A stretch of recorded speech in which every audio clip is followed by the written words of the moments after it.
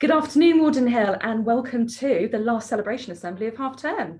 So, Mr. Williams is here with me. Mr. Antonius isn't feeling very well, and I need someone to do this. Yeah, excited for the opportunity to see some of the amazing work, because I get to see so much of Year 6's amazing work, but it's lovely to be able to share in the brilliant work that's being created across the school. It's lovely to be part of the celebration.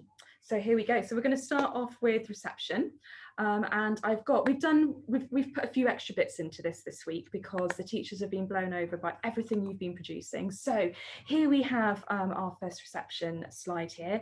Now you can guess, I'm sure, with both what Oliver and Eden have been doing, which is some really careful number work and creating those numbers out of, in Oliver's case, Lego, and then ordering them into the right order. He's gone all the way up to 15, which is amazing, Oliver. So well done you. It's amazing seeing all the different materials, the different ways that you're managing to utilize what you've got at home to make those numbers, ordering them, creating them, making sure you've got exactly the right shapes as well. The formation is there. So really impressive stuff.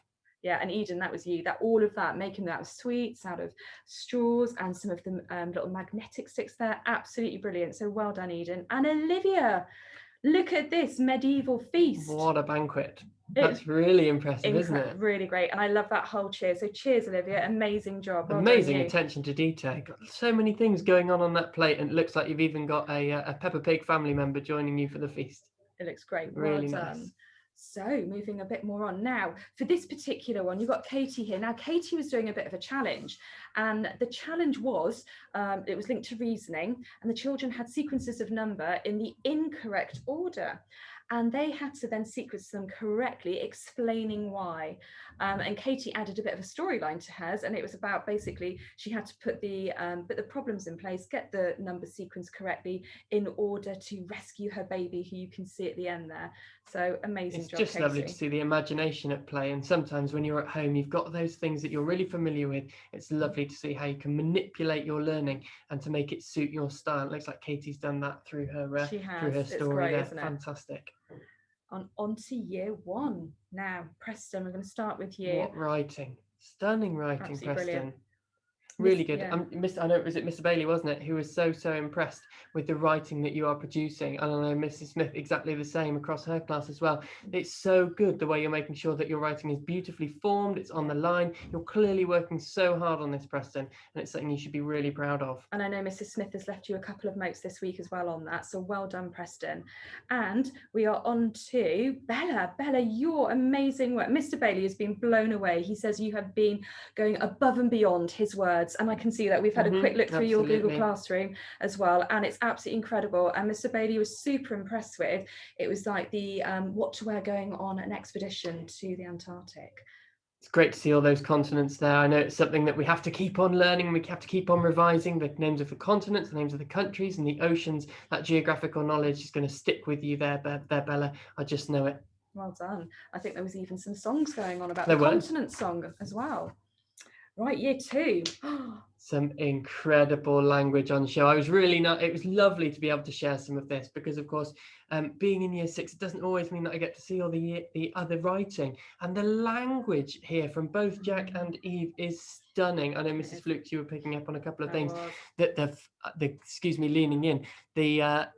You've got the ferocious fire, first of all, for the title, but then I copied down that first line. So I've got the glittering flames fascinate as they dance house to house. I mean, Jack, mind blown, absolutely gorgeous. Beautiful. And the alliteration that was at play there was fantastic. Yeah. And Eve's as well. I love the way you've structured your poem. You've shaped it like it's a bonfire, a little spark. A tiny little glow migrates across the pitch black room. And I just think it's so lovely. Yeah. I mean, migrates as language choices is brilliant, but it is exactly how fires start, aren't they? That's just that tiny ember that kicks it all off, and who knows what it could become. Yeah. Beautiful language. On to year 3. Now we have Joseph here, and this is one of my faves, as Mr. Bridgewood knows, and coming into these lessons where we're looking at Tutankhamun, the Egyptians, Howard Carter, who discovered the tomb. And this is the diary entry version of that, when Howard Carter is walking in for the very, very first time. And we were talking about Joseph's work previously. We were, and we just said, it's like you're there, like the historical language that you're immersing into your writing is just stunning. I can imagine the ornate sofas, I think you called them, that look like animals. Yeah. The beautiful jewels that he found in there. Just the dust, as you know, it's clearing as they're sort of breaking through the wall. So Joseph, amazing, well done. Exploring something that's never been explored for years and years. And then we're on to Evie's work on mummification. These diagrams just blew me away. I could not even imagine being an artist as good as Evie is. It's stunning the way you've managed to replicate these incredible images of mummification. Quite gruesome, but very good nonetheless. Yeah, Evie, and as Mr. Williams has said there, I've seen some other of your artwork in school, and it's absolutely beautiful. So well done. Really one of our favourite bits, isn't it? One of the more gruesome elements, mummification, of our Egyptian topic, but one that we're all very engaged by, that's for sure. Year 4, Naomi, Leon and Alice, you have done some amazing research into these artists. Mrs. Bruce came to us and went, right, these are the ones, please. Absolutely superb. And you've gone quite different in your own presentation of them, what you've included. Yeah, really impressive. It's just lovely, isn't it, to be able to have that independence, the way you can showcase your knowledge of these different artists. You had the option of which sorts of artists you might like to choose. And it's just lovely to see the diversity that you guys have gone for. So well done, Naomi, Leon and Alice. Fantastic job all round. Well done, guys. Right, year 5. Now, I know Russ might have sort of been on this one before on Celebration Assembly, but it was too good an opportunity to miss, really. This is a piece of writing that is based on a film unit that the children have been learning about, and it's just this opening paragraph of from the Alchemist letter. Incredible, and isn't it's it? Just beautiful. Yeah, I feel like it needs to be read. Go for it. For years, I've longed to know the secrets that took you away from me, but the dread of what I would find kept me away. Returning to my childhood home, I felt a sadness and desolation. Sorry, excuse me, that's a little bit small. Landing in this room full of memories from a life long ago, which have turned into dust and cobwebs.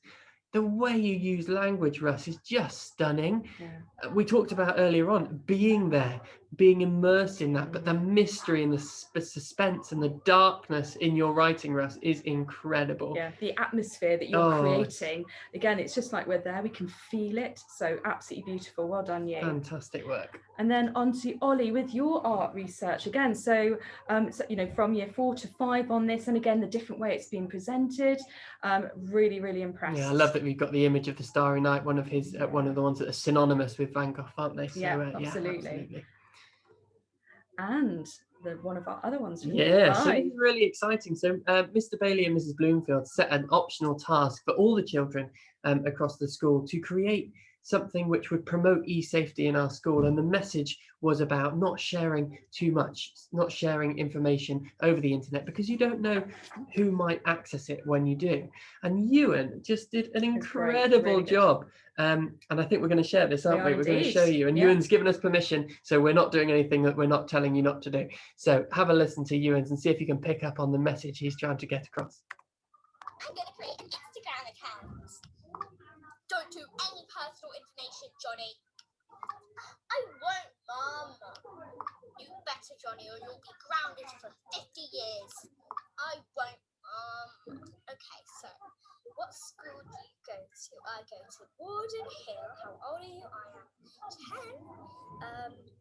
Yeah, let's put in more information and see what happens. Johnny! What, Mum? You are grounded for 50 years. You put in your school and your age. That is too much information. No! No more desserts! I think that's probably our favourite bit, isn't it? The ending. And no more dessert. And as long as you want your dessert and you don't want to be grounded for 50 years, make sure you think about what it is that you're sharing online. Absolutely. Really important message there, Ewan. Well done, Ewan. Thank you for that. Brilliant. And then we're on to year 6. We are. So I'm going to start off very quickly before we go into Yulia's work. But I just wanted to say year 6, having a quick look through some of your responses to poetry, especially William Blake's A Poison Tree. Just the language you are using in response to that, and picking out on those quite sort of, brutal themes that are embedded within that poem.